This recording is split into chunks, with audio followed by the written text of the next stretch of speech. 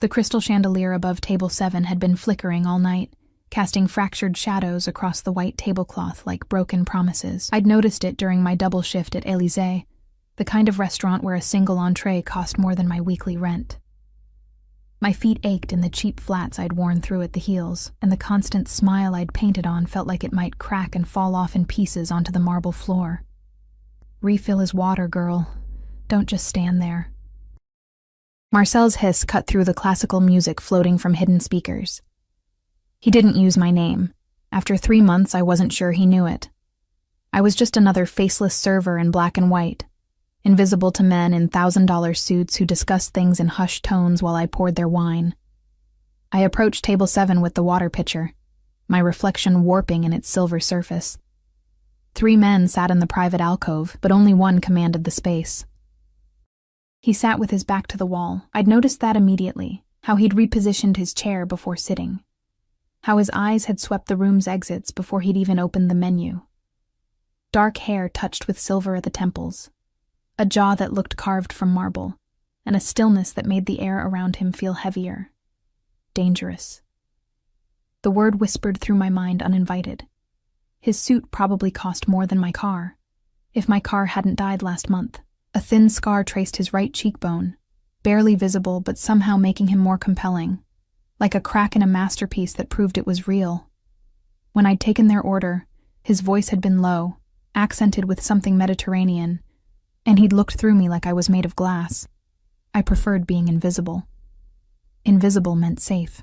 "Water, sir?" I kept my eyes down as I reached for his glass, the one closest to his right hand. My fingers brushed the stem, and that's when I saw it. The faintest residue on the rim, almost imperceptible, like someone had run a finger dipped in oil around the edge, but it wasn't oil. The texture was wrong, slightly crystalline where the light hit it.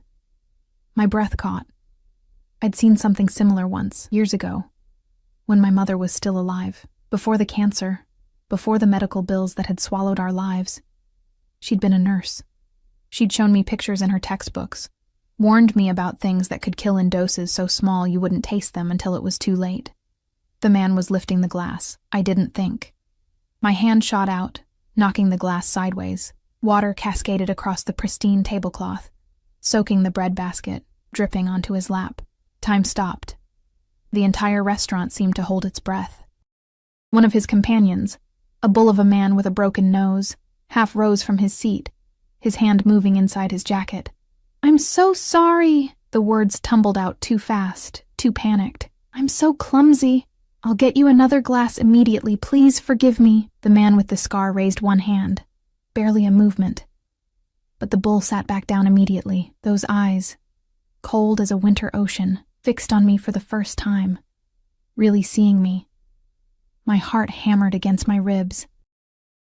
I grabbed the fallen glass, my fingers shaking, and reached for a clean one from the tray behind me. "Here. This one is fresh. I'll pour you new water right now." I filled the new glass, setting it beside his plate, but as I picked up the contaminated one, wrapped in a napkin, something made me hesitate. Instead of heading to the kitchen, I slipped it into my apron pocket. Evidence. The word came from nowhere. Evidence of what? I didn't know, but every instinct I had screamed that throwing it away would be a mistake. "You're trembling." His voice cut through my panic, soft as silk over steel. I'm very sorry about the mess, sir. What's your name?" I blinked. In 3 months, no one had asked. "Emma, sir." "Emma." He repeated it slowly, like he was tasting the syllables. "Look at me, Emma." I forced my eyes up. His face was unreadable, but something flickered in those dark eyes. Calculation, perhaps, or suspicion. Behind him, the third man at the table, silver-haired with a priest's collar, watched me with unsettling intensity. "How did you know?" The question was barely above a whisper, but it hit me like a shout. "Know what, sir? I just slipped." "Dante," the bull interrupted in heavily accented English. "We should leave, now." The man, Dante, didn't move. "Who sent you here?" "No one sent me anywhere. I just needed the job." My voice cracked. "I don't understand what you're asking."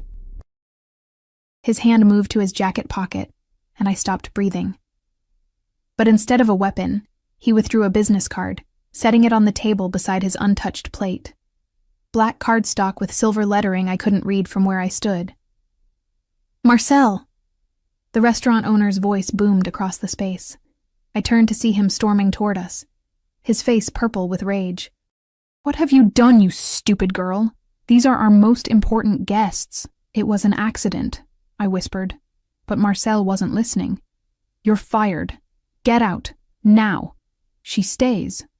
Dante's words weren't loud, but they carried absolute authority. Marcel froze mid-gesture, his mouth opening and closing like a fish. "In fact, she'll be serving only my table from now on. I trust that won't be a problem?" It wasn't a question. Marcel's face went from purple to white. "Of course, Mr. Caruso. Whatever you wish. Emma, apologize properly to Mr. Caruso." But Dante stood, buttoning his jacket with deliberate precision. The bull and the priest rose with him.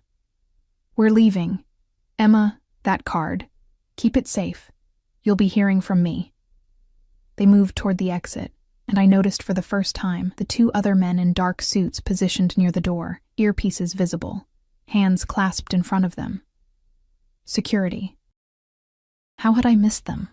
Dante paused at the threshold, turning back to look at me one last time. The expression on his face made ice crawl down my spine. It wasn't gratitude. It was possession. Then they were gone, and I was left standing in the wreckage of Table 7, soaked napkins in my hands and a poisoned glass burning a hole in my apron pocket. Marcel grabbed my arm, his fingers digging in hard enough to bruise. "What the hell just happened? Who is that man to you?" "I don't know him, I swear. Mr. Caruso doesn't make jokes. If he says you serve his table, you serve his table. Do you understand? You do exactly what he wants when he wants it, or we're all dead." The word echoed in my head as Marcel released me and stalked away. I looked down at the business card still on the table. My fingers shook as I picked it up. The silver lettering seemed to shimmer in the flickering light from the dying chandelier. Dante Caruso, import, export, no phone number, no address. Just a name that made the other servers whisper when they thought I couldn't hear. Just a title that meant nothing and everything. And below, handwritten in ink so black it looked like dried blood, Villa Rosa, midnight. Come alone. The glass in my pocket felt heavy as a stone. I thought about throwing it away, about running home to my cramped studio apartment and pretending this night had never happened, but I knew with sudden, terrible certainty that running was no longer an option. Dante Caruso had looked at me, really looked at me, and seen something he wanted, and men like him always got what they wanted. I worked the rest of my shift in a fog, going through the motions while my mind raced. Every time the door opened, I jumped. Every shadow seemed to hide watching eyes. The other servers avoided me now, as if whatever I'd touched might be contagious. Only Marie, the older French woman who worked the bar, pulled me aside near closing. "You don't know what you've done, chérie," she whispered, her lined face full of pity. "Dante Caruso is not a man you want noticing you. Who is he?" She laughed, but there was no humor in it. "Who is he? He's death in a handmade suit. He's the reason half the police force looks the other way. He's—" She stopped, glancing around nervously. "Just forget tonight happened. Burn that card. Don't go to wherever he told you to go." But even as she said it, I knew I wouldn't follow her advice. Because in my pocket, wrapped in a napkin, was proof that someone had tried to kill Dante Caruso, and I was the only one who knew. The question wasn't whether I would go to Villa Rosa. The question was whether I would survive it. The address wasn't hard to find. Villa Rosa sat in the hills above the city like a crown on a tyrant's head, visible from almost anywhere if you knew where to look. I'd passed it 100 times on the bus route to work, always wondering what kind of people lived behind those iron gates, in that sprawling estate where lights glowed warm against the night sky like captured stars. Now I knew. Monsters lived there. Beautiful, dangerous monsters who could end my life with a gesture. I should have stayed home. Should have burned the card like Marie said, flushed the contaminated glass down the toilet, and pretended Dante Caruso was just another wealthy customer who'd leave a generous tip and never return. But at 11:30, I found myself on a bus climbing into the hills, wearing the only dress I owned that wasn't my work uniform, a simple navy blue thing I'd bought at a thrift store for my mother's funeral. The glass sat in my purse, still wrapped in the napkin. Evidence. Insurance. A death sentence in crystal form. The bus dropped me at the base of the long driveway. Wrought iron gates stood sentinel, cameras perched like ravens on the stone pillars. I approached on foot, my heels clicking against the pavement too loud in the midnight silence. Before I could reach for the intercom, the gate swung open with a low groan. They'd been watching, waiting. The driveway curved through manicured gardens that probably cost more to maintain than I made in a year. Solar lights illuminated rose bushes heavy with blooms that perfumed the cool air, their sweetness almost cloying. The main house rose 3 stories, all creamstone and arched windows, lit from within like a jewel box. A fountain dominated the circular drive, water cascading over marble angels frozen in eternal prayer. 2 men in dark suits materialized from the shadows as I approached the front steps. One was the bull from the restaurant.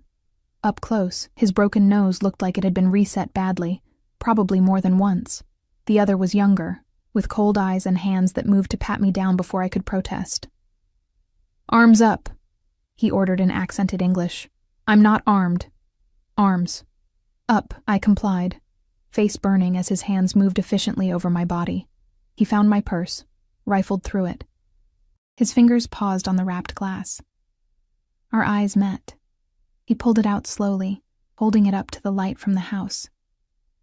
"What's this?"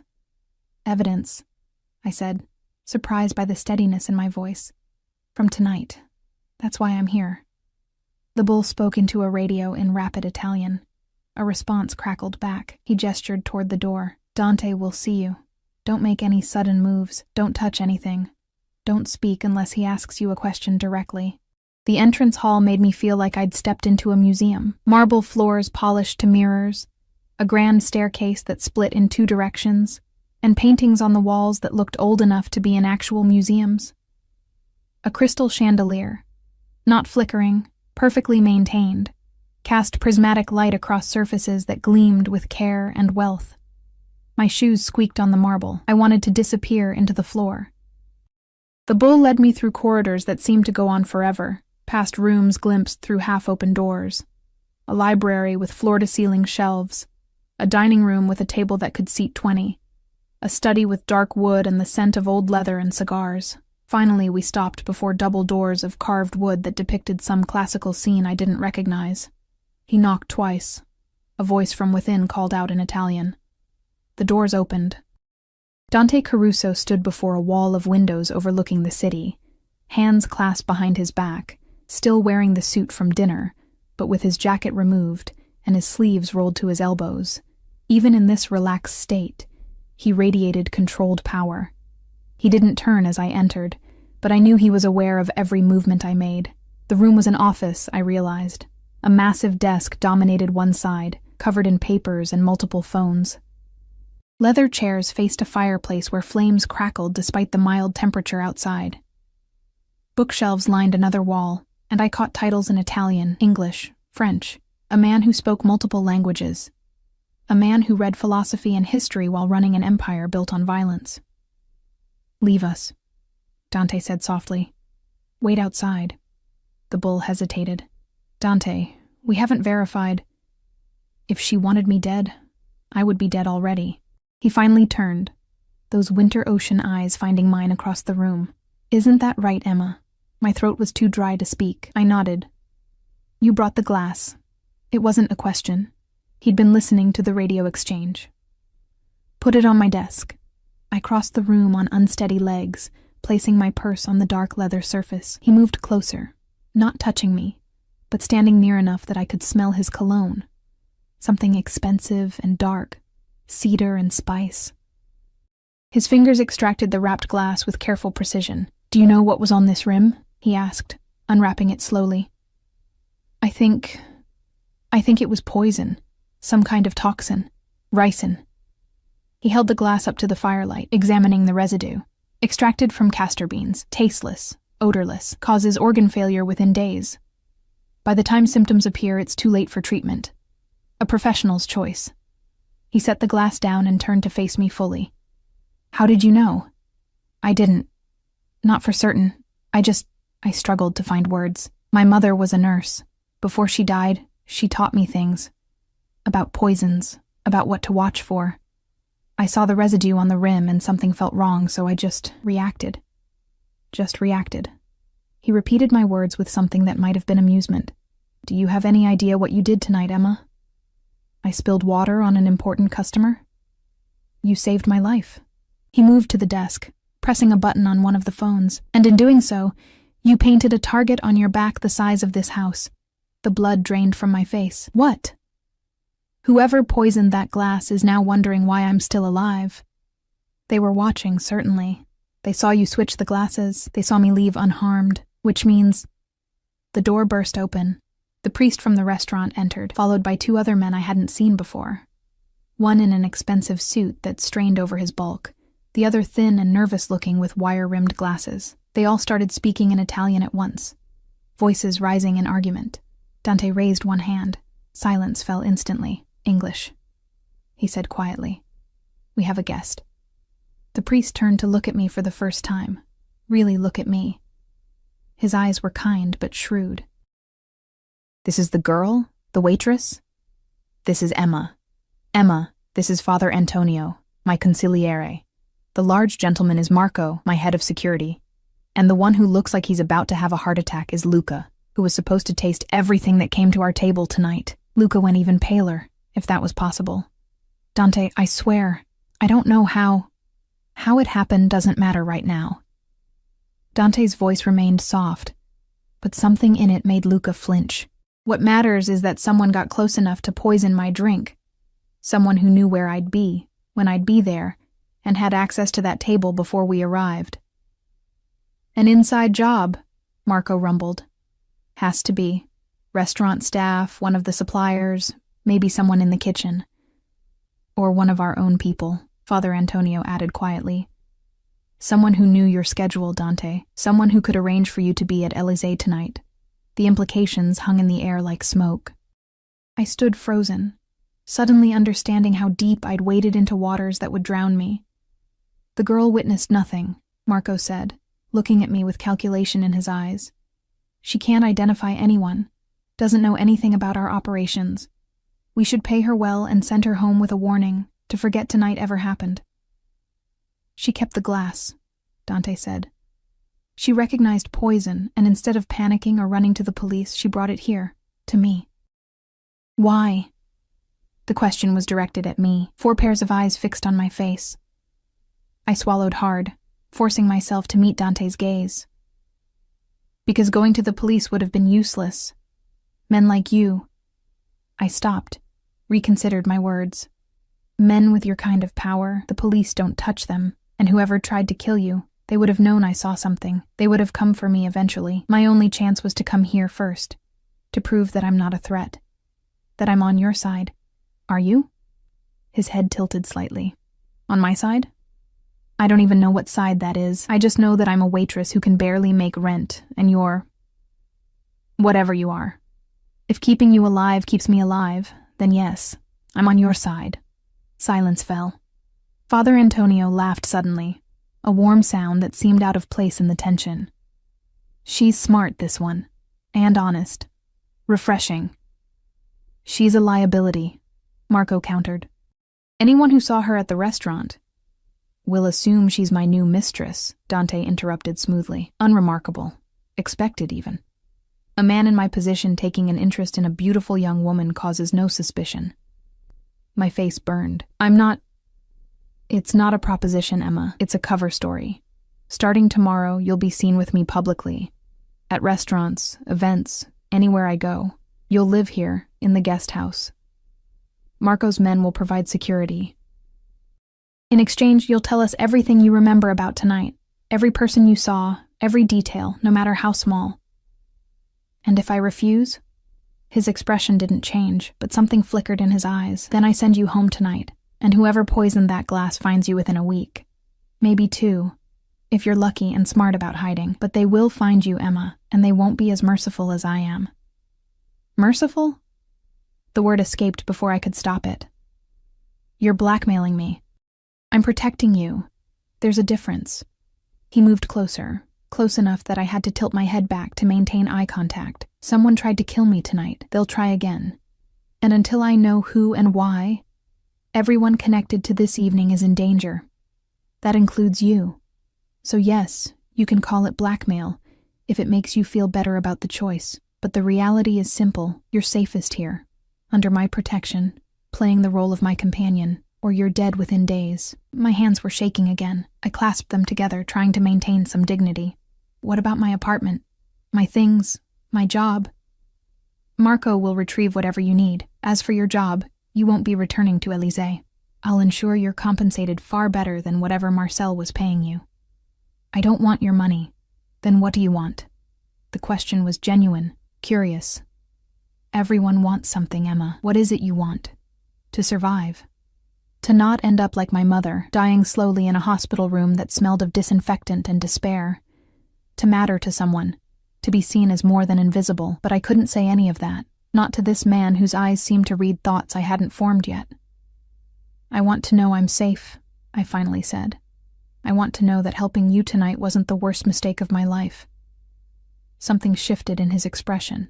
Too quick to read. You have my word. No harm will come to you while you're under my protection.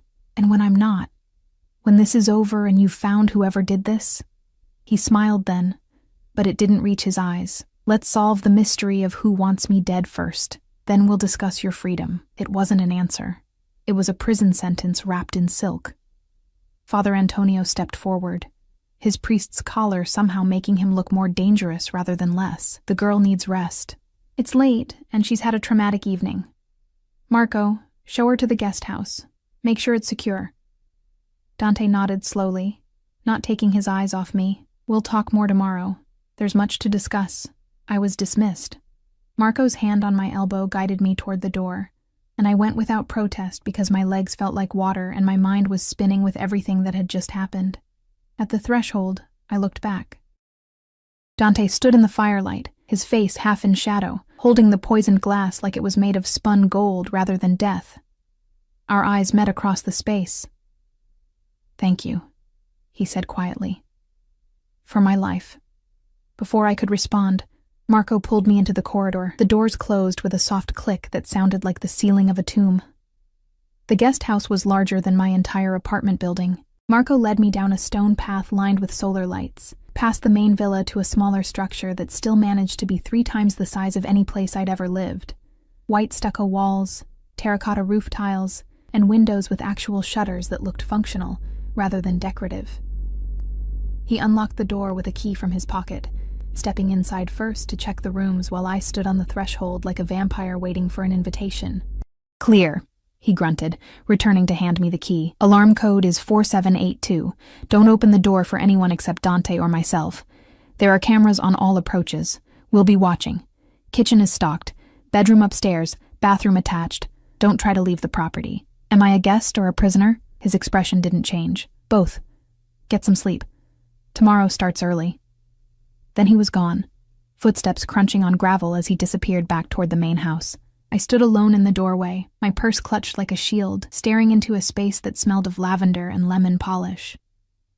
Slowly, I stepped inside and closed the door, engaging the lock and the alarm with shaking fingers. The main room was all cream and gold. A sofa that looked too expensive to sit on, a fireplace with a mantel decorated with fresh flowers, a kitchenette with marble counters and appliances I didn't recognize.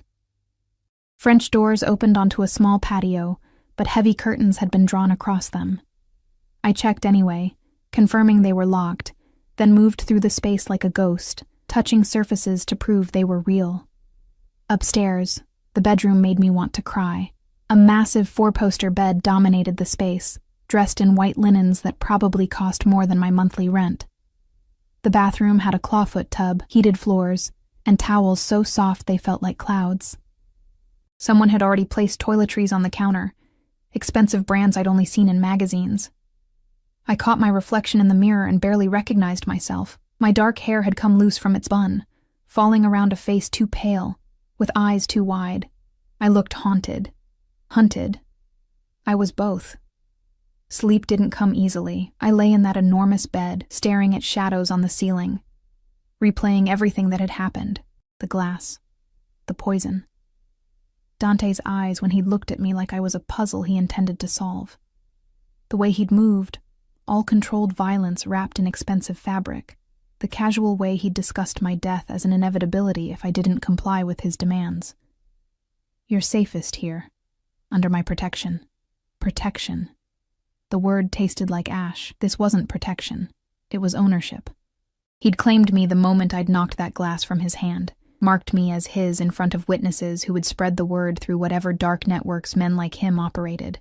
I was his mistress now, whether I wanted to be or not, his possession, his responsibility, his prisoner.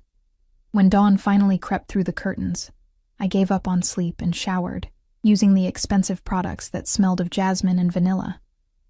My funeral dress was wrinkled, the only clothing I had. I put it back on anyway, armor of a sort, and went downstairs to find the kitchen already occupied. A woman stood at the counter, arranging pastries on a plate. She was older, maybe 50, with gray streaking her dark hair and kind eyes that assessed me with surprising warmth. "Ah, you're awake. Good. I'm Rosa. I manage the house for Mr. Caruso." Her English carried a heavy Italian accent. "I brought breakfast. You must be hungry." I wasn't. My stomach was twisted in knots. But I nodded anyway, letting her guide me to a small table by the window. She poured coffee from a silver pot, added cream without asking, and pushed the pastries toward me with maternal insistence. "Eat. You're too thin. Mr. Caruso likes his women with curves." "I'm not his woman," her smile was knowing. "Not yet, perhaps. But he looks at you differently. I've worked for him 8 years. I know that look. You're special. I'm a witness, a liability he needs to control." "If that's what you need to believe." She patted my hand, her fingers warm and calloused. "Men like Mr. Caruso don't bring women here. This house, it's been empty since his sister lived here years ago. But for you, he had it opened, cleaned, prepared in hours. That means something." I wanted to argue, but she was already moving toward the door. "Someone will bring your clothes from your apartment this morning. Mr. Caruso wishes to see you at 10. Wear something nice. You're going into the city." Then she was gone, leaving me alone with coffee and pastries I couldn't eat, and the growing certainty that I'd fallen into something far more complicated than a simple protection arrangement.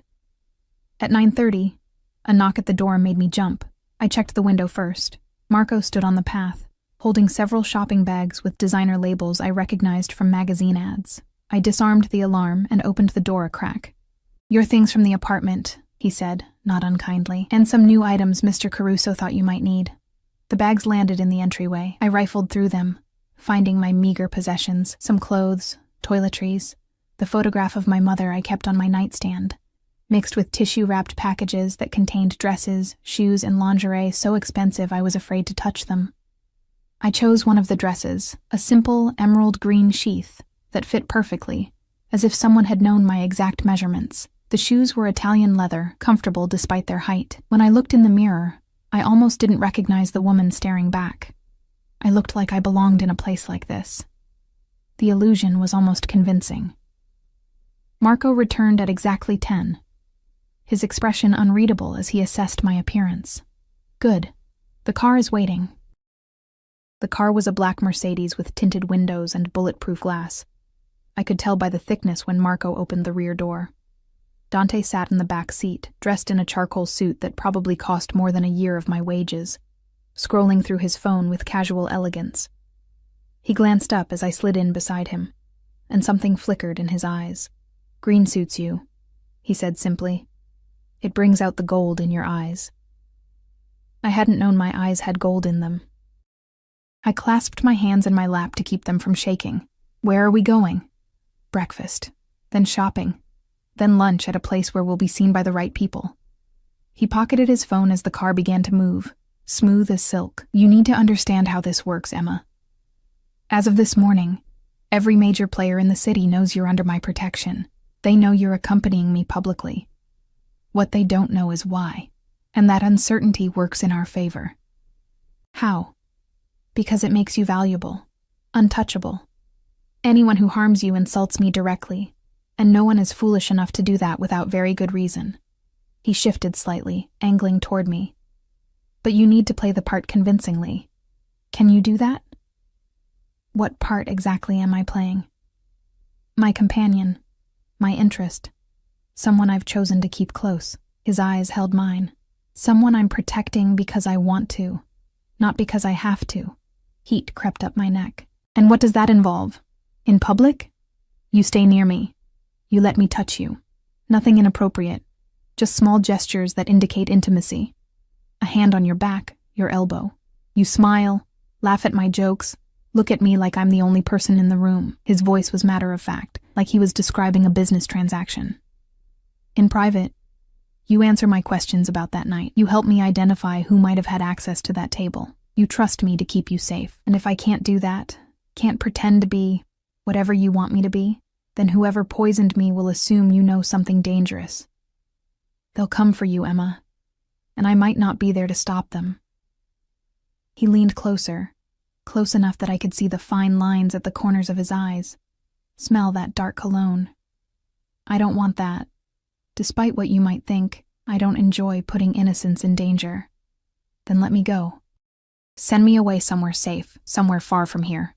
There is nowhere far enough. His hand moved to my face, fingers gentle as they traced my jawline. The gesture was so unexpected, so intimate, that I froze. Whoever did this has resources, connections. If they want you dead, distance won't save you. Only I can do that. Only my protection, my reputation, my power. Do you understand?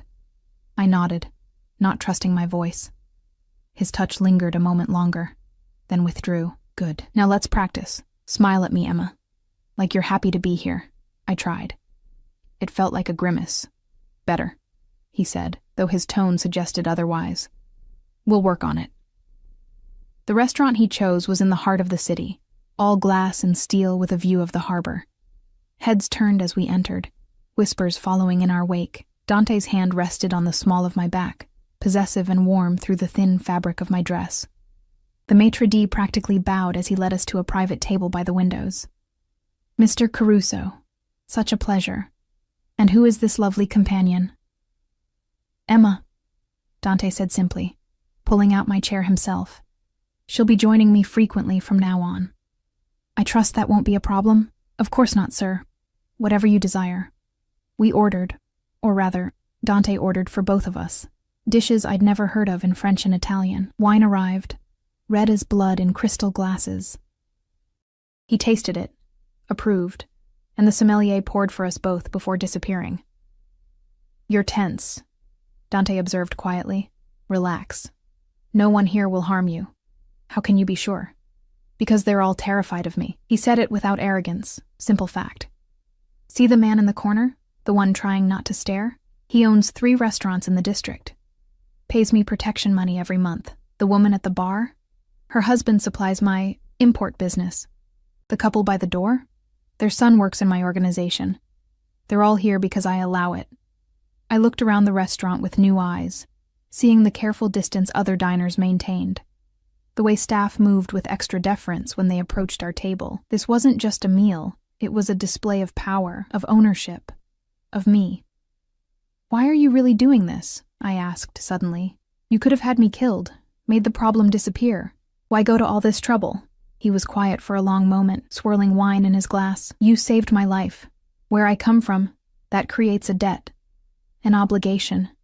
I protect what's mine, Emma, and as of last night, you became mine. I'm not a possession. No. His eyes met mine with unexpected intensity. You're not. You're a puzzle I haven't solved yet, a woman who saw poison and reacted without hesitation, who walked into my home knowing what I am and didn't flinch. You're either very brave or very foolish, and I haven't decided which. Can't I be both? A smile tugged at his lips, genuine this time. Perhaps. We'll see. Our food arrived. Elaborate presentations that looked too beautiful to eat. Dante watched me take the first bite, something almost predatory in his gaze. I forced myself to eat slowly, to pretend this was normal, that I dined with dangerous men in expensive restaurants every day. Tell me about the restaurant, he said after a while. Élysée. How long did you work there?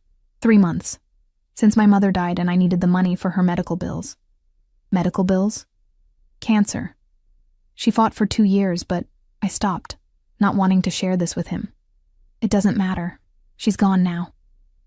It matters. His hand covered mine on the table, warm and strong. To anyone watching, it looked like comfort, intimacy. You're alone. No family, no support system. That's why you needed the job, why you couldn't afford to lose it, why you've never learned to be anything but invisible. The accuracy of his assessment stole my breath. How do you? I make it my business to know things. About threats, about opportunities, about people who interest me. His thumb stroked across my knuckles, a gesture that sent unwanted heat through my veins. You interest me, Emma, very much. I pulled my hand away, needing distance. Because I saved you. Because you saw what others missed. Because you kept the evidence instead of disposing of it. Because you came to me instead of running.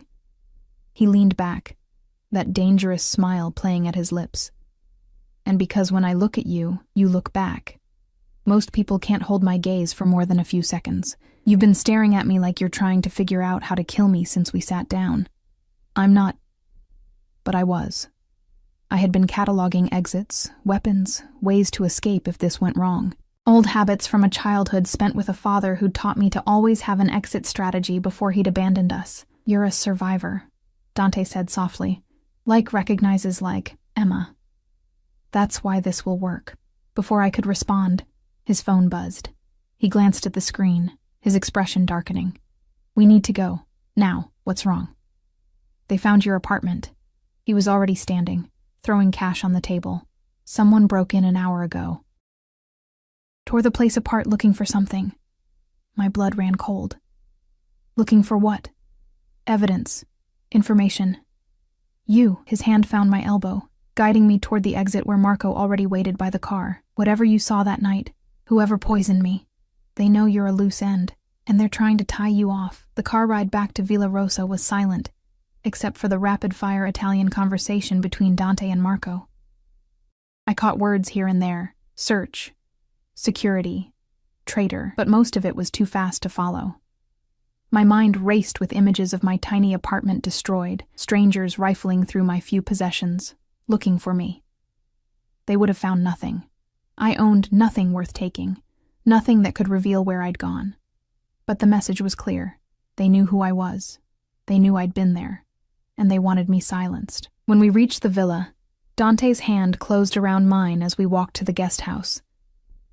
His grip was firm, almost painful, and when we were inside with the door locked behind us, he turned to face me with something raw in his expression. This is real now, he said quietly. This isn't just protection, isn't just cover story. Someone wants you dead, Emma, and they won't stop until they succeed, or I stop them first. So what do? We find them before they find you. He stepped closer, close enough that I had to tilt my head back to meet his eyes. And you stay close to me, closer than you've ever been to anyone. Because the moment you're out of my sight, you're vulnerable. Do you understand? I nodded, my heart hammering against my ribs. Good. His hand came up to cup my face, thumb brushing my cheek in a gesture that felt too intimate, too real. I won't let them hurt you, I promise you that. It should have felt like comfort. Instead, it felt like a collar snapping closed around my neck, beautiful and suffocating all at once. 3 days passed in a blur of carefully orchestrated public appearances and private interrogations. Dante kept me close, so close I could map the scar on his cheekbone with my eyes closed. Memorize the cadence of his breathing when he was angry versus when he was merely calculating. We dined at exclusive restaurants, where men in expensive suits nodded respectfully, and women watched me with barely concealed envy or hostility. We attended a gallery opening where abstract paintings sold for 6 figures, and Dante's hand never left the small of my back. We walked through a street market where vendors called out greetings, and Dante bought me fresh flowers like we were normal people on a normal date. But nothing about this was normal. Every night, we returned to the villa, and Father Antonio would join us in Dante's study, pulling out photographs, documents, lists of names. They'd ask me the same questions in different ways. Who had I seen at the restaurant that night? Had anyone acted strangely? Did I remember faces, voices, anything unusual? I told them everything I could remember. The nervous busboy who kept checking his phone, the kitchen manager who'd argued with Marcel about scheduling, the delivery driver I'd seen leaving through the back entrance just before my shift started. Marco's men investigated each lead with surgical precision. The busboy had been gambling, deep in debt, but his phone records showed nothing suspicious. The kitchen manager had an alibi for the hours surrounding the poisoning. The delivery driver was legitimate, his truck searched and cleared. Dead end after dead end, someone on the inside, Father Antonio insisted during one late-night session, his kind face creased with frustration. Someone who knew Dante's schedule, his preferences. This wasn't random. Then we look closer to home, Dante said quietly, dangerously. His eyes found mine across the desk. Emma, you should rest. This doesn't concern you. But it did concern me. Every day that passed without answers was another day that phantom assassin stayed free, another day I remained trapped in this gilded cage. So I stayed, curled in the leather chair by the fireplace, watching these dangerous men strategize like generals planning a war. It was the fourth night when everything changed. I'd been trying to sleep in the guest house, the enormous bed feeling more like a raft on a dark ocean than a place of rest. Around 2 a.m, I heard gravel crunching outside. Footsteps. Multiple sets. I grabbed my phone, ready to call Marco, when the alarm system blared to life. Someone had tried to breach the perimeter. Lights flooded the grounds, shouting in Italian. The crack of gunfire made me drop to the floor, heart hammering so hard I thought it might burst. More shots, closer now. I crawled toward the bathroom, the only room without windows, and locked myself inside with shaking hands. Minutes felt like hours. The shooting stopped. Silence fell, worse than the noise. Then footsteps on the stairs, fast and heavy. The bedroom door crashed open. Emma! Dante's voice, sharp with something I'd never heard before, fear. Emma, where are you? Bathroom, I managed, my voice barely a whisper. The door handle turned. I'd locked it. Open the door. It's safe now. I forced myself to stand, unlock the door. Dante stood in the doorway, his suit jacket gone, shirt sleeves rolled up, and something dark staining his white shirt. Blood. Not his, I realized. He moved without injury, but his hands were stained with it. Are you hurt? He crossed the space between us in 2 strides, hands running over my arms, my shoulders, checking for wounds. Did they touch you? No, I'm fine. What happened? Who was... 3 men tried to breach the property. Professional killers. His jaw was tight, eyes blazing with controlled fury. They came for you, Emma. Specifically for you. They had your photograph, a description of this house. Someone told them exactly where to find you. The implications crashed over me like ice water. Someone inside your organization. Yes. The word was barely more than a growl. He pulled me against him suddenly, his arms wrapping around me like bands of steel. His heart thundered against my ear, his breath coming fast. They got within 30 meters before Marco's men stopped them. 30 meters, Emma. If they'd been better, if they'd been faster. But they weren't. I pulled back enough to look at his face. I'm okay, we're okay. His hand came up to cradle the back of my head, fingers tangling in my hair. This ends now. No more waiting, no more investigating. Tomorrow we force their hand. How? By making you irresistible bait. His eyes met mine, dark and determined. There's a charity gala tomorrow night. Every family in the organization will be there, including whoever wants us both dead. You'll come with me as my official companion. We'll announce our relationship publicly, make you too valuable to kill without declaring war on me directly. You want to use me as bait. I want to protect you by making the cost of your death too high. His thumb stroked across my cheek, the gesture now familiar, almost comforting. In my world, Emma, power is the only currency that matters. And tomorrow night I'm going to make it very clear that you have mine. What if it doesn't work? What if they try anyway? Then I'll kill everyone in that room until I find the guilty party. He said it so calmly, so matter-of-factly, that I believed him. But it won't come to that. Whoever is behind this, they're trying to weaken me, to make me look vulnerable. Killing you now, in front of everyone, would be suicide. They'll wait, regroup. And when they do, we'll be ready. I should have been terrified, should have demanded he send me away, hide me somewhere they'd never find me. But standing in his arms, his blood on my skin from where he'd touched me, I realized something that made my chest tight. I trusted him. This dangerous man who'd made me his prisoner had somehow become my only anchor in a world spinning out of control. "Okay," I whispered. "I'll do it." Something shifted in his expression, surprise, perhaps, or satisfaction. "You're braver than you know, or more foolish. You said you hadn't decided which." "I've decided." His forehead touched mine, his breath warm against my lips. Definitely brave. The moment stretched between us, heavy with possibility. His eyes dropped to my mouth, and for one insane second I thought he might kiss me. Wanted him to, despite everything. But he stepped back instead, the mask of control sliding back into place. "Try to sleep. Marco will post guards outside your door until morning. You're safe now." But as he left, I realized I didn't feel safe. I felt like I was standing at the edge of a cliff, and tomorrow night I would either learn to fly or fall into an abyss that would swallow me whole. The gala was held at the Grand Palazzo, a historic building that had been converted into an event space for the obscenely wealthy. Rosa had arrived early that morning with a team of stylists who transformed me into someone I barely recognized. The dress was midnight blue, almost black, with a neckline that plunged daringly and a skirt that hugged my curves before falling in soft waves to the floor. My hair had been swept up into an elegant twist.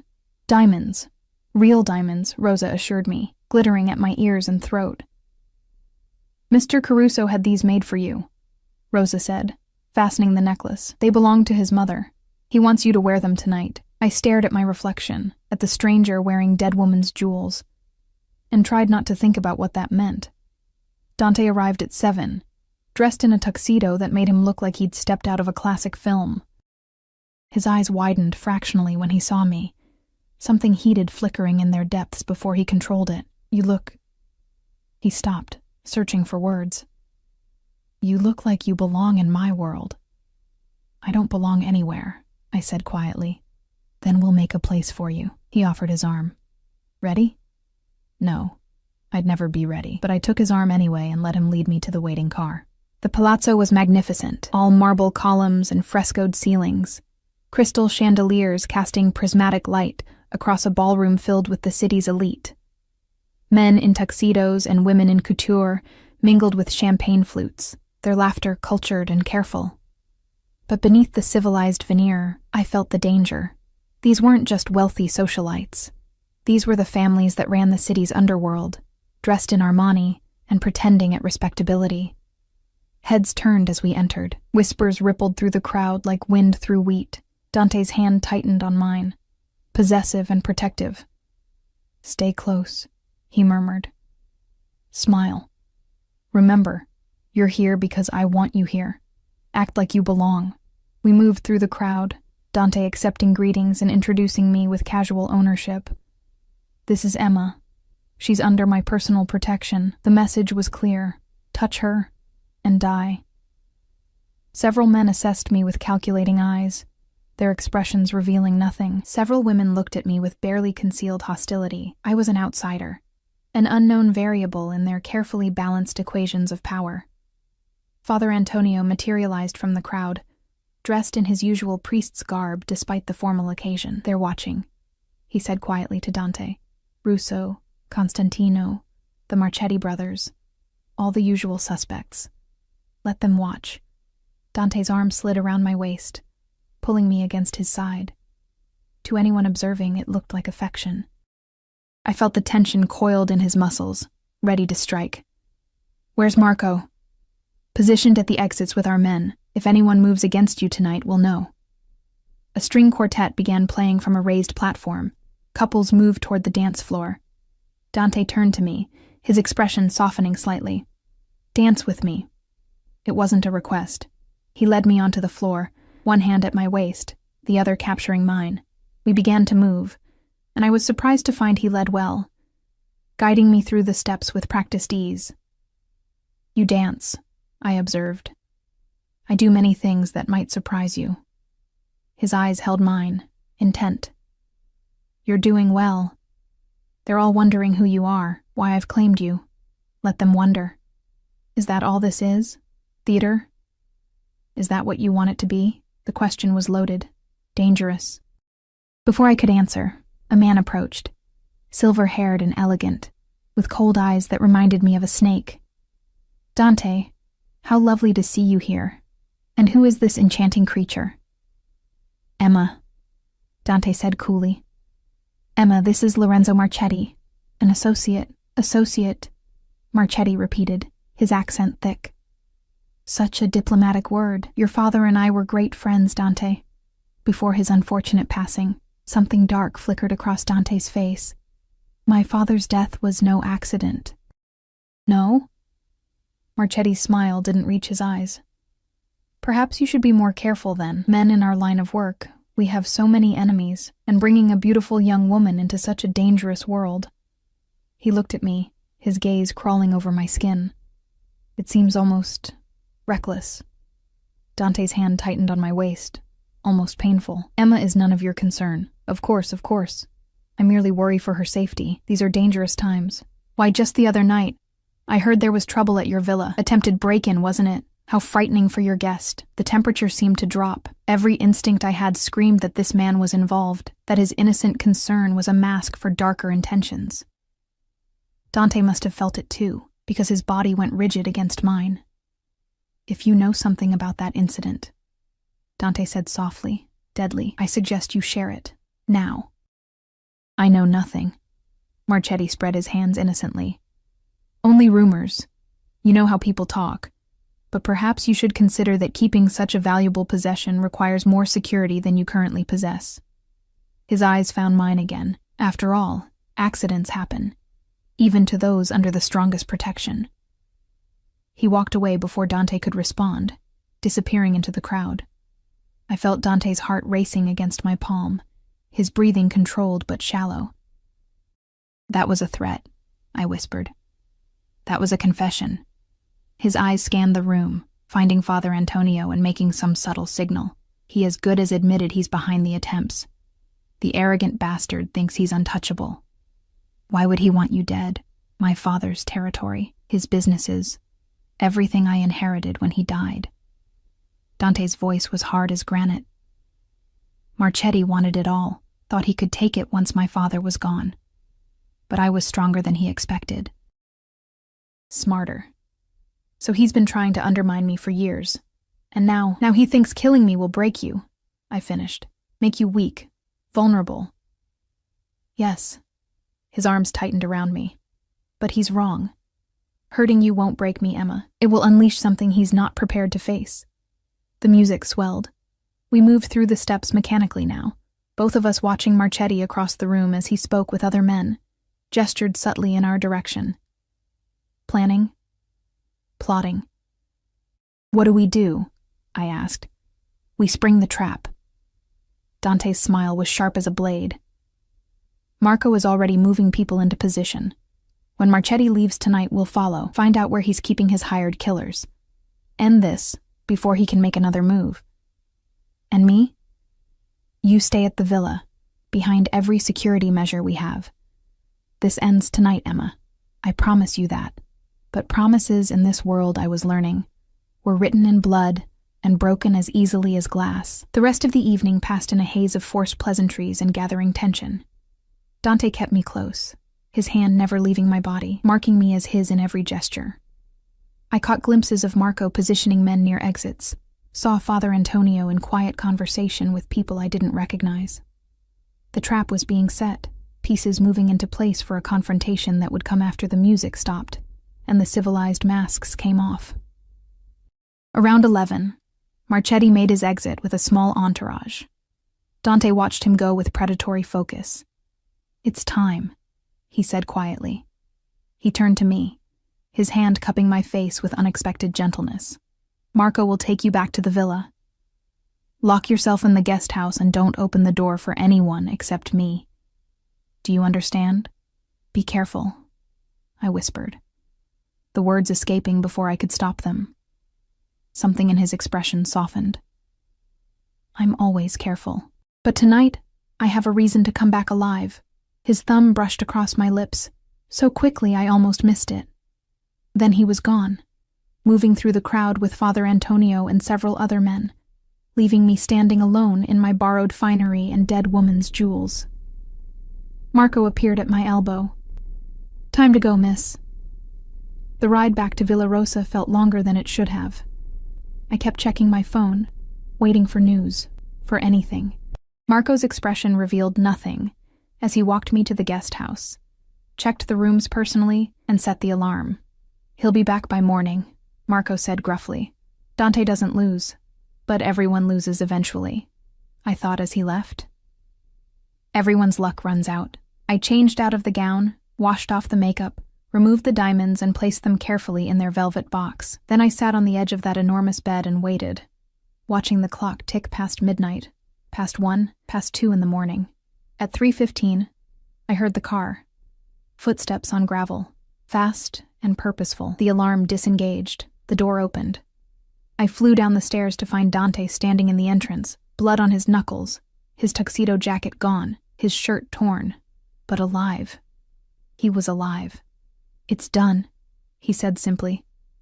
Marchetti confessed before he died. His men are either dead or in custody. You're safe now, Emma. It's over. I should have felt relief. Instead, I felt the strangest sense of loss. As if the end of the danger meant the end of everything else too, the end of needing his protection. The end of staying close. The end of mattering to someone powerful enough to keep the monsters at bay. What happens now? I asked. He moved toward me slowly, like he was approaching something wild that might bolt. That depends on you. On me? You're free to go. I'll give you money, set you up somewhere safe. You can start over, be anyone you want to be. No one will touch you. I'll make sure of that. He stopped an arm's length away. Or you can stay. My heart hammered. Stay? Here. With me. His hand reached out, tentative, and brushed a strand of hair behind my ear. This started as protection, as necessity. But somewhere along the way it became something else. At least for me. You're not just a responsibility anymore, Emma. You're... He stopped, searching for words. You're the only person who looks at me and sees a man instead of a monster. I don't want to lose that. I don't want to lose you. The confession hung between us, raw and honest. I thought about my empty apartment, my invisible life, the years stretching ahead with nothing but survival to show for them. And I thought about these past days, feeling seen for the first time, mattering to someone, being protected by arms that made me feel safe instead of trapped. If I stay, I said slowly, I need it to be real. Not pretend, not for show. Real. It's already real. He closed the distance between us, his hands framing my face. It's been real since the moment you knocked that glass from my hand. You saved my life, Emma. Let me spend the rest of mine proving I'm worth saving. When he kissed me, it felt like falling and flying at the same time. Terrifying and exhilarating and inevitable. His arms wrapped around me, pulling me close, and I melted into him, into this dangerous man who'd somehow become my salvation instead of my destruction. Tomorrow would bring new complications, new challenges. But tonight, in the darkness of Villa Rosa, I chose to stay in the cage that no longer felt like a prison. I chose him. 6 months later, I stood in the kitchen of the main villa, my kitchen now, not the guest house, preparing coffee the way Dante liked it. Strong, black, with just a hint of sugar. Dawn light filtered through the windows, painting everything gold, and I found myself smiling at the simple domesticity of the moment. How strange that this had become my life. Mornings in a house that no longer felt like a museum, beside a man who'd somehow transformed from captor to protector, to something I was still learning to name, love, perhaps, though that word felt too small for what had grown between us. The past 6 months had been an education in Dante's world. I'd learned to read the subtle shifts in his expression that warned of danger, to recognize which phone calls required privacy and which ones meant business was good. I'd learned that Father Antonio told terrible jokes, that Marco had a soft spot for stray cats, and that Rosa cried at romantic movies when she thought no one was watching. I'd also learned that Dante Caruso, feared by half the city's underworld, made breakfast on Sundays, sang off-key in the shower, and sometimes woke from nightmares that left him shaking until I wrapped my arms around him and reminded him he wasn't alone. "You're thinking too loud," his voice rumbled from the doorway. He stood there in a white t-shirt and dark pajama pants, hair mussed from sleep, looking more human than the man in expensive suits who ran an empire. "I can hear the gears turning from here." "Just remembering," I said, pouring his coffee, "how scared I was that first night. How certain I was that I'd never survive this world. And now—" He crossed to me, arms sliding around my waist from behind, chin resting on my shoulder. "Now I'm exactly where I'm supposed to be." I leaned back against him, solid and warm. "Does that make me crazy?" "It makes you mine." His lips brushed my temple, which, yes, might be a form of insanity. The coffee forgotten, I turned in his arms to face him. The scar on his cheekbone caught the morning light, and I traced it with my fingertip, a gesture that had become habit, ritual. "I never asked how you got this." "A knife fight when I was 16.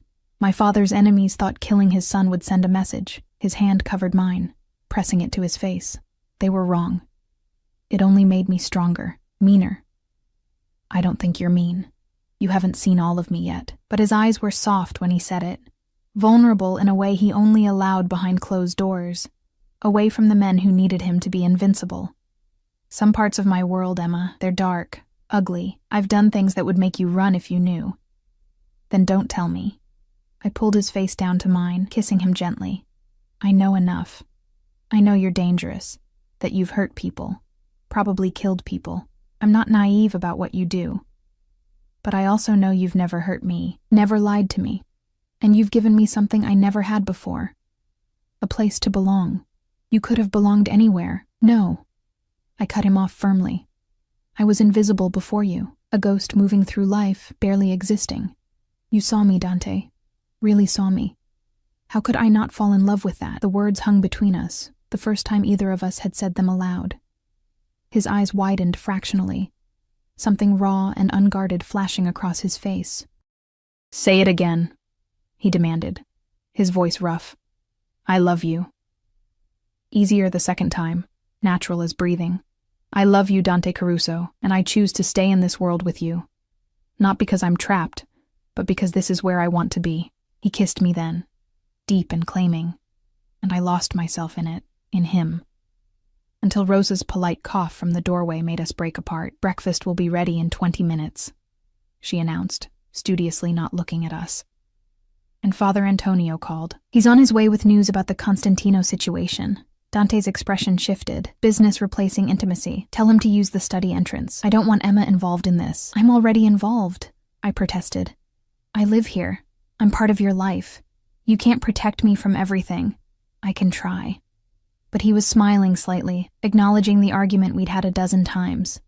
I wasn't content to be a kept woman, ignorant of the business that funded our life. I'd started sitting in on some meetings, learning the legitimate side of Dante's empire, the import businesses, the real estate holdings, the investments that looked clean on paper even if their origins were murky. I'd never be part of the violence, the criminal operations. That was a line we'd both agreed on. But I could understand his world without being swallowed by it. Father Antonio arrived as promised, his expression grave. We gathered in Dante's study, the room where this had all begun, where I'd stood 6 months ago holding a poisoned glass and not knowing my life was about to transform completely. "The Constantino family wants to meet," Father Antonio said without preamble. "They've heard about Emma, about your relationship. They want to discuss terms for a treaty." "Why?" Dante's voice was suspicious. "We've been at a stalemate for years. What changed? You changed."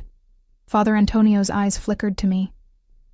"You have something worth protecting now, something vulnerable. They see an opportunity." Ice crawled down my spine. "An opportunity for what?" "Leverage," Marco answered, appearing in the doorway. He'd been doing that lately, materializing when danger was discussed, as if he'd appointed himself my personal guardian. They think threatening Emma will force Dante to negotiate from weakness. Then they're idiots, I said flatly. Threatening me would just make him burn their entire operation to the ground. Dante's hand found mine, squeezed. She's not wrong, but we should take the meeting anyway. Show them Emma isn't a weakness, she's a strength. That attacking her means declaring war on me, and that's a war they can't win. You want to bring her to the meeting? Father Antonio's eyebrows rose. Dante, that's... Smart, Dante interrupted. They're expecting me to hide her, to treat her like a secret shame. Bringing her openly, showing them she's under my protection and that I'm proud of that, it sends a message. It shows confidence, power. Or it paints a target on her back, Marco countered. The target's already there, has been since the night she saved my life. Dante stood, pulling me up with him. Emma, what do you think? Will you do this with me? 6 months ago, I would have been terrified. 6 months ago, I was a waitress who flinched at raised voices and made herself invisible to survive. But 6 months can change a person, especially when they're loved by someone powerful enough to reshape the world around them. When's the meeting? I asked. Dante's smile was fierce with pride. Tomorrow night, neutral territory, the Monarch Hotel. They're Don, his sons, and whatever muscle they bring. We'll bring Father Antonio, Marco, and a security team. What do I need to do? Be yourself. Be the woman who saw poison and didn't hesitate. Be the woman who walked into a Mafia boss's house and demanded protection instead of begging for mercy. His hand cupped my face. Be the woman I fell in love with. My breath caught. He'd said it. Finally, after 6 months of showing me in 1,000 ways, he'd said the words, "You love me?" I whispered. Desperately, obsessively, probably unhealthily. His forehead touched mine. I told you that night. You became mine the moment you saved my life.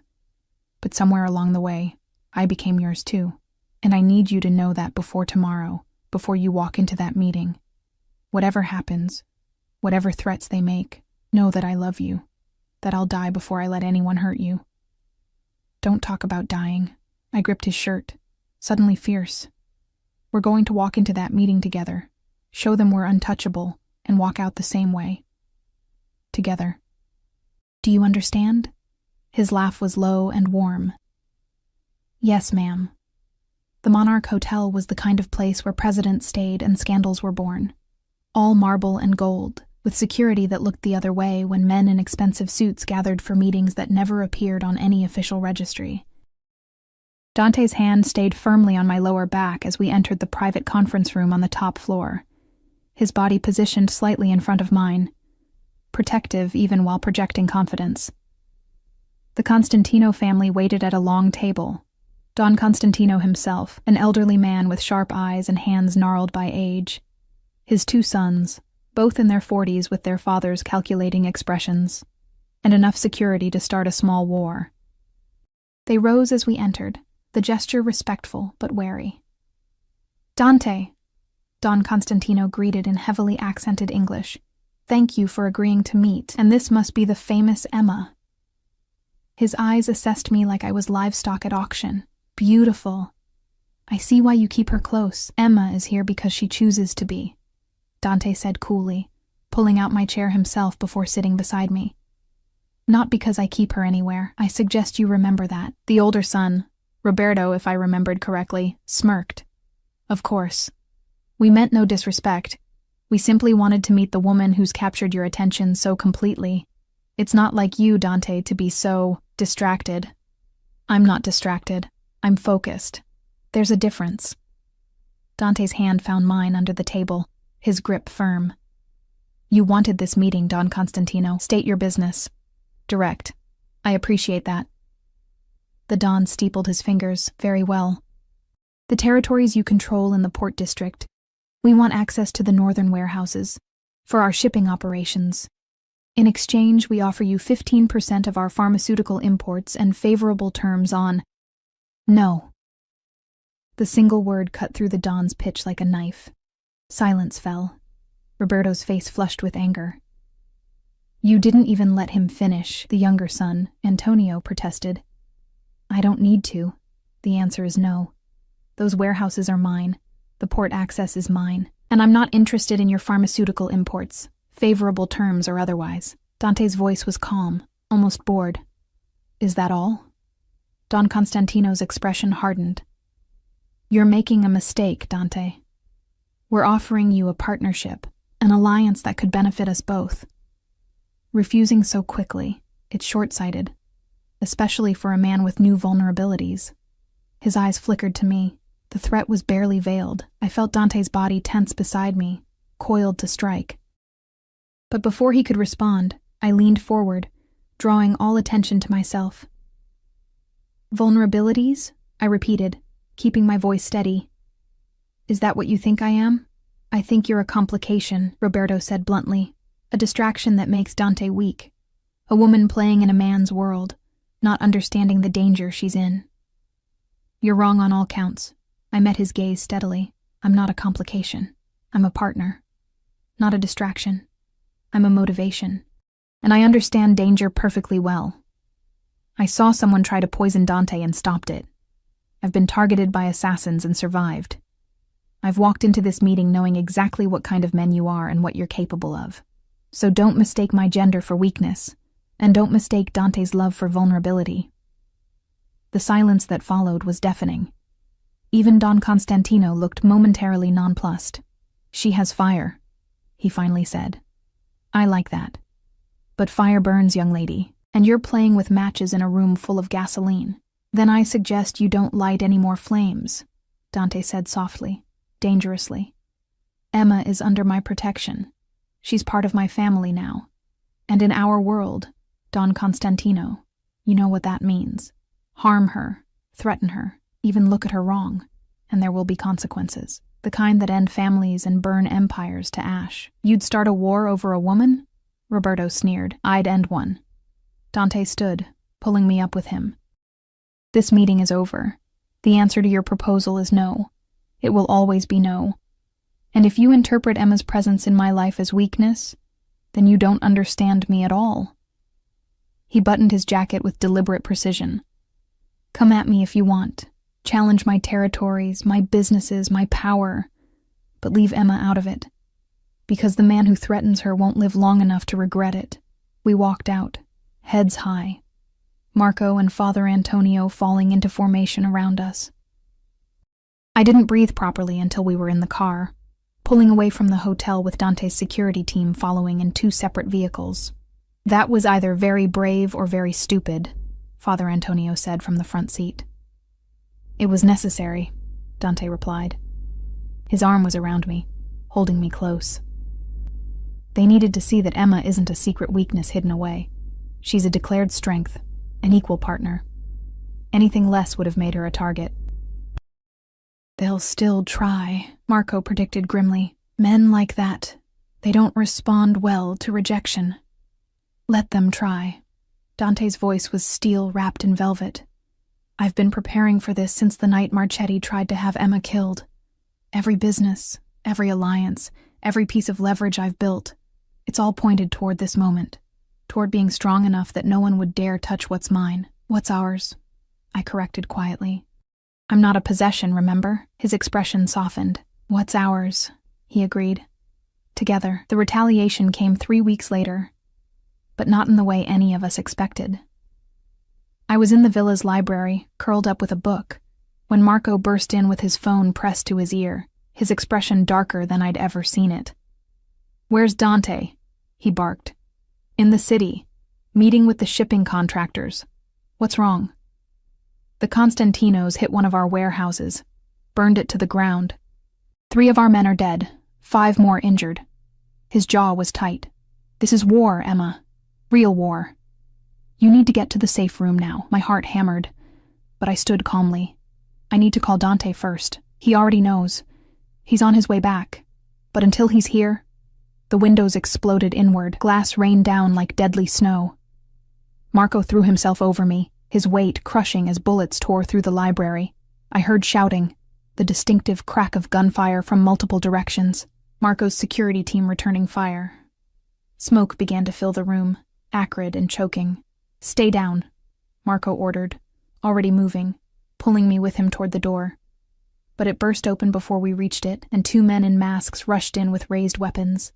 Marco shot the first one without hesitation.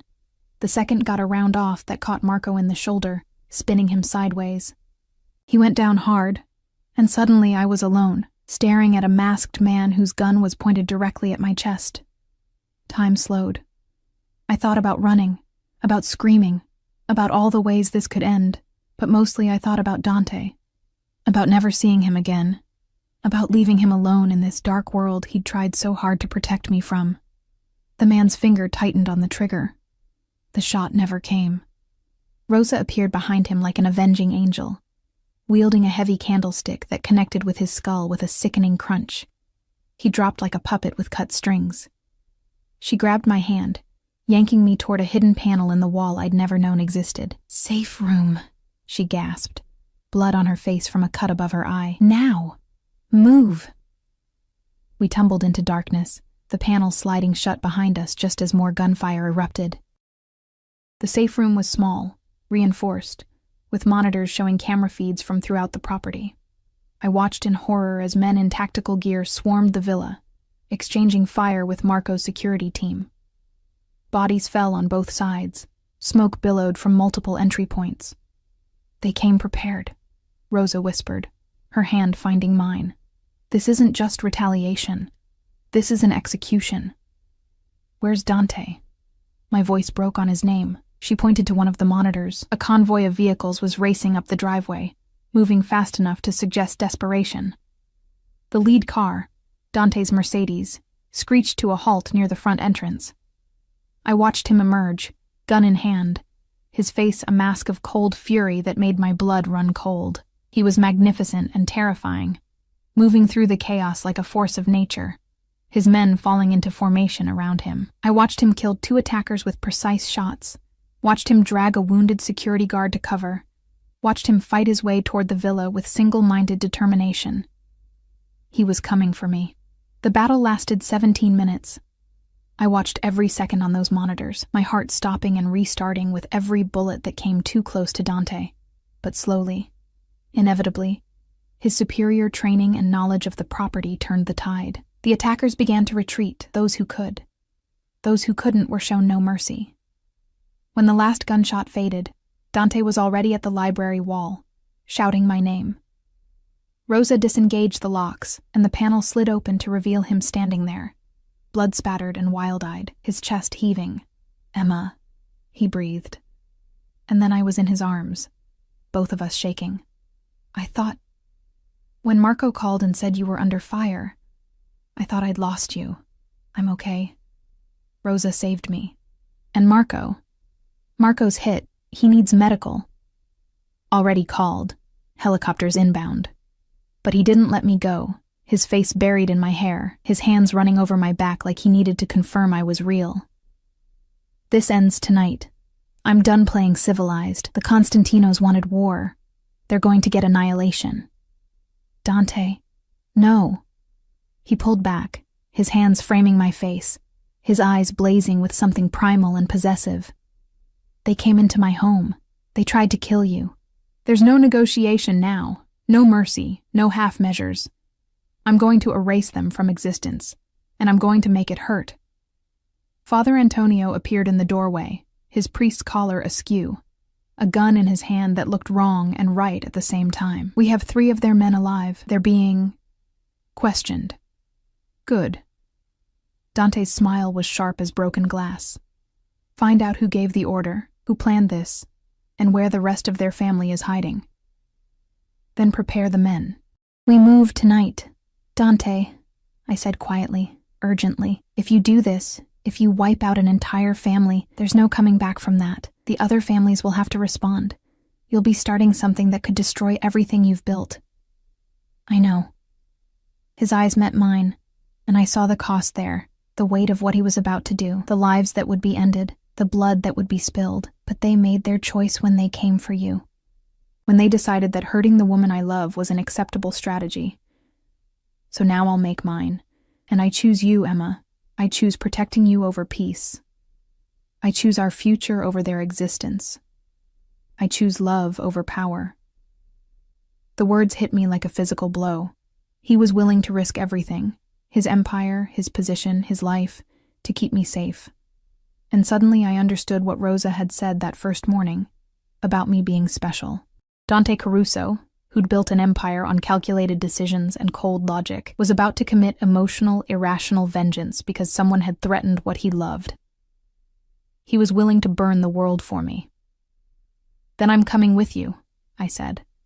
Absolutely not. I'm coming with you, I repeated firmly. Not to fight. Not to be in danger, but to be there. To witness what you're doing in my name. If you're going to risk everything for me, the least I can do is stand beside you when you do it. We stared at each other, wills clashing. Finally, he nodded slowly. You stay in the car, behind bulletproof glass, with Marco's best men surrounding you. The moment anything goes wrong, they get you out. Agreed? Agreed. The Constantino compound was in the industrial district, a fortress disguised as a manufacturing plant. Dante's convoy approached in the hours before dawn, when the world was caught between darkness and light. I sat in the back of the Mercedes, Rosa beside me for company, watching through tinted windows as Dante's men moved into position. Father Antonio had gotten the information they needed. Don Constantino and both his sons were inside, along with their remaining security force. Dante had given them one chance: surrender peacefully and accept exile, or fight and be destroyed. They chose to fight. The battle was brief but brutal. Dante's men moved with military precision, breaching walls and overwhelming defenses with superior numbers and tactics. I heard the gunfire, saw the muzzle flashes, and forced myself not to look away. This was the reality of Dante's world, the violence that funded the beautiful villa, the expensive clothes, the life of luxury I'd chosen to share. When it was over, Dante emerged from the building, his clothes torn, blood on his hands. He came directly to the car, opening my door with shaking fingers. It's done, he said hoarsely. Don Constantino is dead. His sons are dead. Their operations are destroyed. It's over. I took his blood-stained hands in mine, not flinching from what they'd done. And now? Now we rebuild. Make peace with the other families. Show them this was about protection, not conquest, that I'll leave them alone as long as they leave us alone.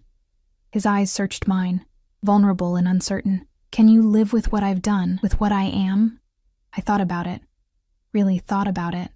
About the violence, the darkness, the blood on his hands that would never fully wash away. About the life I'd chosen, the man I loved, the future that stretched ahead of us. Yes, I said simply. Because I know who you are when the doors close and the world falls away. I know the man who makes breakfast on Sundays, who has nightmares and needs to be held, who would burn empires to keep the people he loves safe.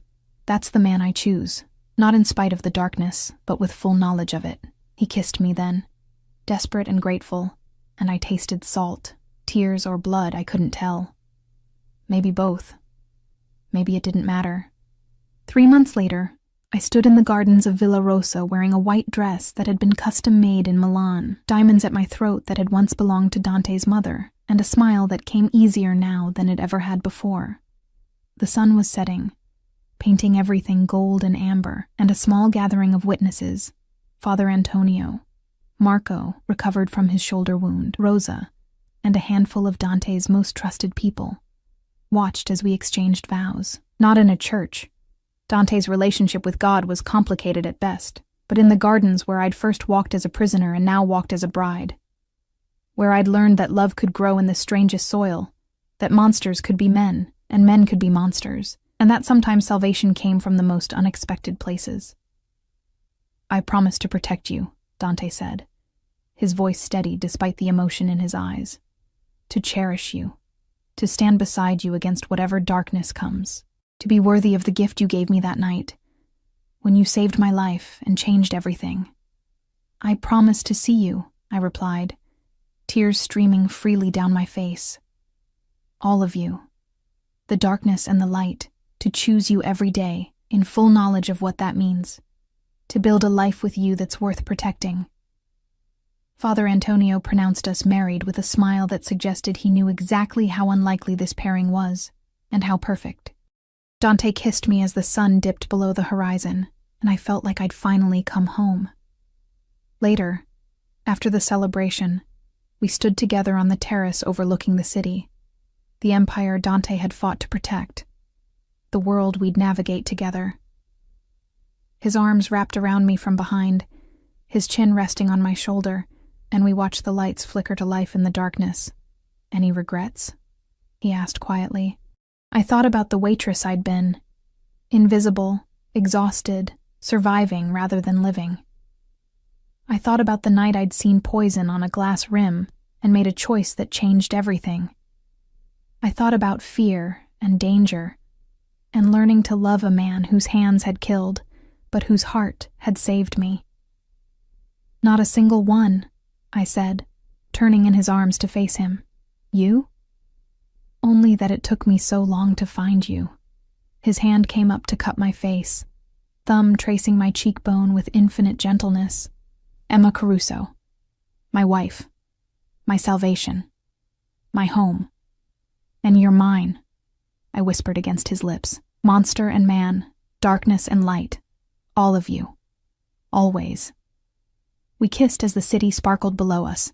Two unlikely souls who'd found each other in the most impossible circumstances and chosen to build something beautiful from the ashes of violence and fear. It wasn't a fairy tale. There was too much blood for that, too much darkness that would never fully fade. But it was ours, and that made it perfect. The glass I'd switched that night sat on a shelf in Dante's study, empty but preserved. A reminder of how everything had started, of the split-second decision that had saved a life and transformed two more. Sometimes I looked at it and marveled at the butterfly effect of that single choice, how one moment of instinct had led to this.